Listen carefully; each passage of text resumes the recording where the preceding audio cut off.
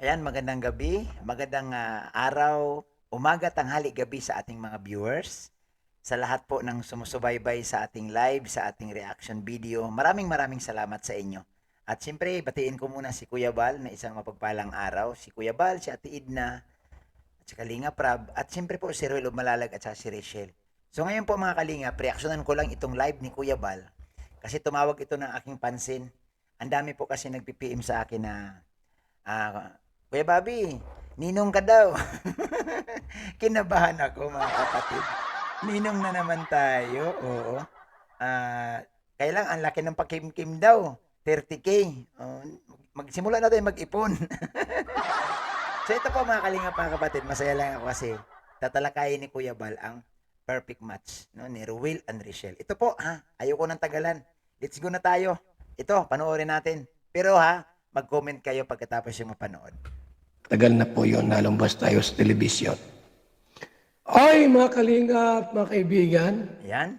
Habol natin, Ay, bakit ko nako, po Kuya Bal. sinabing perfect match? Kanina pa nag-aantay mga viewers. Roel of Malalag, Roel Kasarayan, Matubang, and Richelle Morales. Alam niyo po, kapag sa simula pa lamang, magkaibigan pa lang po at magkasundo na. Oh, Kuya Bal, ano yon? Perfect match po yan. Ay, grabe. Talaga naman. Nako, enjoy na enjoy ako pag sinabing ganito si Kuya Bal. No? Nakakabata yung live ni Kuya Bal. Kung magkaibigan pa lang po ay magkasundo na Oo. sa kulay, sa gusto, sa Ay. pagkain. Uy! Ay nako, makasundo pa naman si Rachel at saka si Ruel sa pagkain. Paboritong pagkain ni Ruel, paborito din ni Rachel. Sinigang. Nako, Kuya Bal. Paano yan? Halos lahat po ang tawag dyan, perfect match. Naks, talaga si Kuya Bal. Oh, talagang doktor laban dating ah. Malaki po ang percentage na kung sakali po na sila ay magsama habang buhay, habang panahon, malaki po ang percentage na lifetime po na sila po ay magsasama. Yes. Yan, kalakip na tulong at taos puso. Kapag perfect match, ba't ka po nasabing perfect match po sila? Bakit daw Kuya Bal? Mga kaibigan, yun pa lamang. Wala akong narinig sa kanilang dalawa na may mga mabigat na tampuhan. Pagmamahal, Alam nyo mga kapatid, si Kuya Bal, observant din pala ito. Si Kuya Bal pala, kanya-kunyari, no? Pero nakikiramdam din pala siya sa relasyon ni Rachel at Ruel. Sabi niya, oh, wala daw siyang nalalaman o wala nakarating sa kanya na nagkaroon ng malaking tampuhan. Kita mo si Kuya Bal, no? Pasimple. para sa Mabigat na diskusyon, Yan. mabigat na awayan, wala mga kaibigan eh. mga Araw-araw po mga kalingap, mga kaibigan, sa mga vlogs po nila, sila po ay masaya. Yes. Kilig moment nga Kuya Bal eh. Yung kanilang mga live, sobrang nakakakilig. At nakaraan nga, nireaksyonan ko si Rachel. Napikon siya kay Ruel. Pero magaling si Ruel magdala.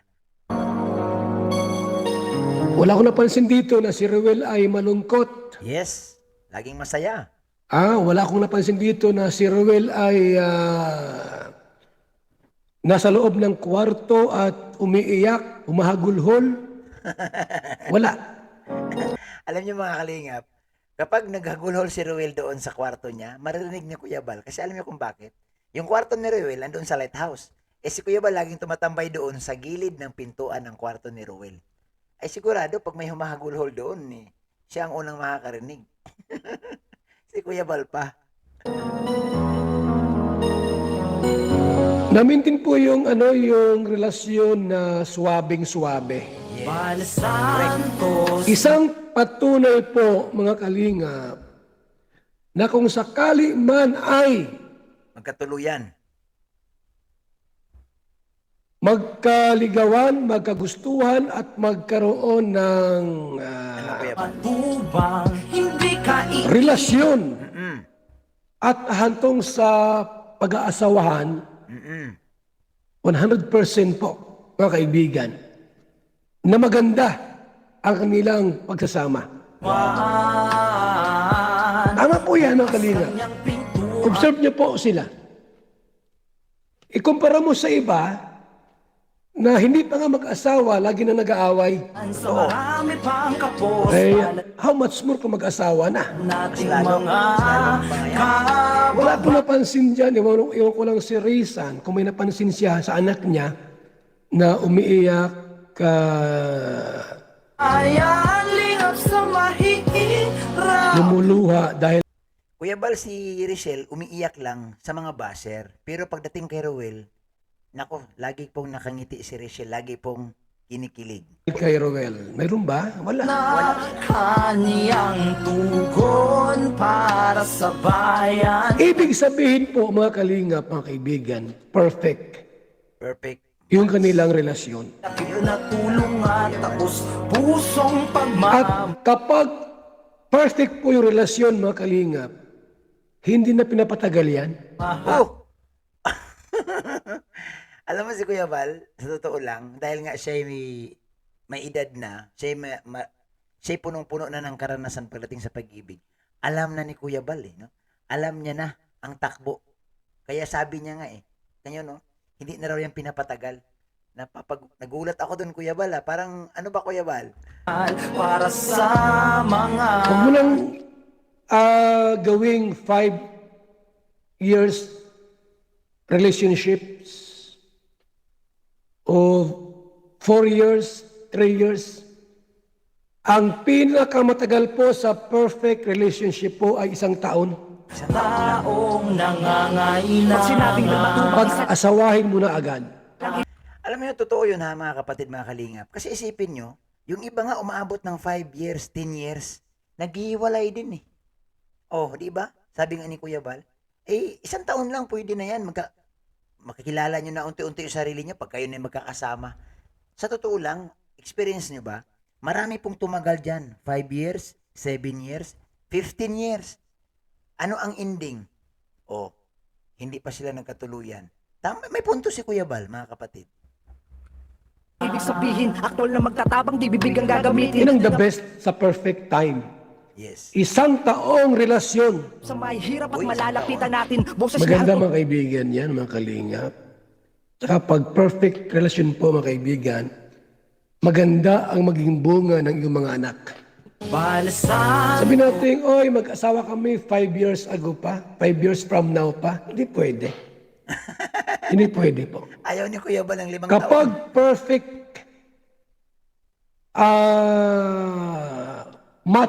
perfect match, mga kaibigan, Yun na yun. dapat, mga kaibigan, mga kalingap, huwag nang patagalin.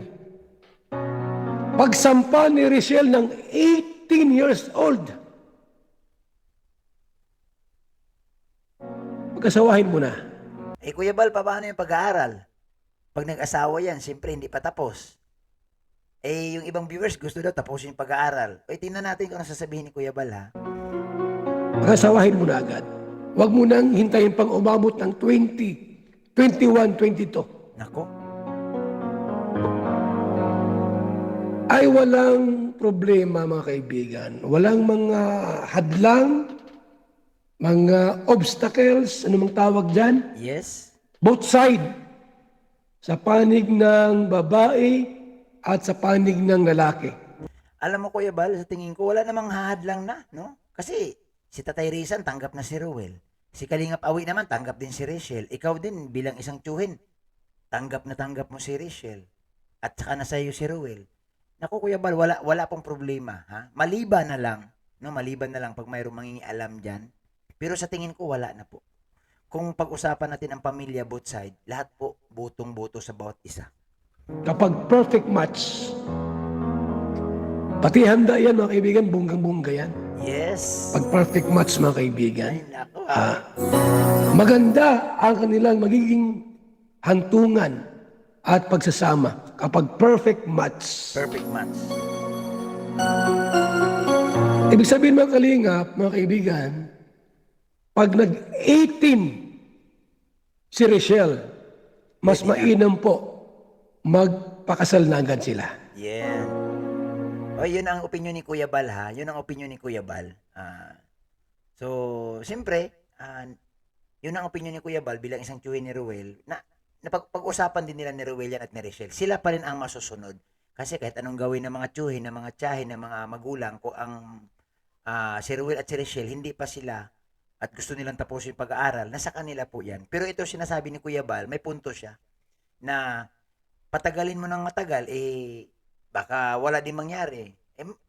Kung isang taon kayong nagkakilala na, pwede na, no? Baka masulot pa ng iba. Ayun. Ang ikinakatakot pala ni Kuya Bal, na patagalin, baka masulot pa ng iba. Kasi mayroong may mga tukso. Oo. Di ba? May pilit na, alam mo na,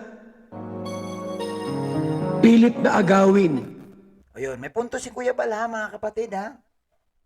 Kaysa patagalin mo pa, baka nga may umagaw pa dyan at masaktan lang si Ruel or masaktan lang si Richelle. Kasi hindi natin talaga alam. Halimbawa, pilit na agawin si Roel sa ibang babae. Bal Santos. Baka pikotin. Isa yan sa mga pwedeng hadlang sa perfect match. O kaya si Richelle, mayroong pursiging manggugulo, manligaw, tatakutin, lahat. Pwede, Kuya Bal. Dapat po, kapag perfect match, huwag nang patagalin. Bukas Asawa agad, pagsampa ng 18. sa marami pang kapos. Alam niyo po, pagsampa ng 18, legal na po yan. Yan yung tamang edad na. Kumbaga, nakatungtong na si Richelle sa 18, pwede na po yan magpakasal. Palad nating mga kaba. Para po lalo silang mag-enjoy sa buhay po nila. Yes, buhay mag-asawa. Parehas vlogger, nagkasundo. Nako, big event. Kung saan yung isa, nandoon din yung isa. Sama-sama sila. Alam niyo mga kapatid, sa totoo lang, yan ang gusto ni Kuya Bal. Ako, sinabihan ako ni Kuya Bal Natutuwa si Kuya Bal sa mga charity vlogger na kasama ang asawa. Sabi nga ni Kuya Bal, dapat kung nasaan ka, andoon yung misis mo. Tingnan mo si Kuya Bal, kung saan siya magpunta, nandoon siya Ate Edna. Yun din ang gusto ni Kuya Bal. Ayaw ni Kuya Bal na malayo ang iyong misis. Gusto ni Kuya Bal kung saan ka magkasama. Kasi, pag malayo ang isa, alam mo na, no? Doon nangyayari ang dapat hindi mangyari. Kaya si Kuya Bal po, advance mag-isip. Gusto niya lagi kayo magkasama. Kaya sinabi ni Kuya Bal, dapat kung asaan ang isa magkasama kayo, pareho kayo mga charity vlogger, perfect match yan. Rap na kanya. Hindi po magsasawa mga kalingap kapag perfect match. Hindi po magsasawa yan. Tugon pa Tagal po ang kanilang relasyon, mga kaibigan. Correct. sa bayan. Ngayon pa lamang po ay maganda na yung daloy na kanilang relasyon bilang magkaibigan. Natulong at taos pusong pagmamahal para sa mga taong nangangailangan. Mga kalingap, siguro mga ilang araw, interviewin natin both side tungkol doon sa kanilang relasyon. Matubang isa lang ibig Kung sabihin. ano pa ang mga plano nila. Alam niyo po, mga kalingap, siyempre po may mga plano yan eh. Yes. May mga plano yan. Ngayon, Sila pa rin masusunod yan.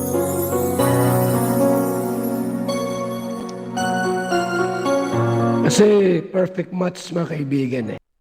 Kapatid na kumpare pa, di ba? Bukas kanyang Ay maraming ninong yan.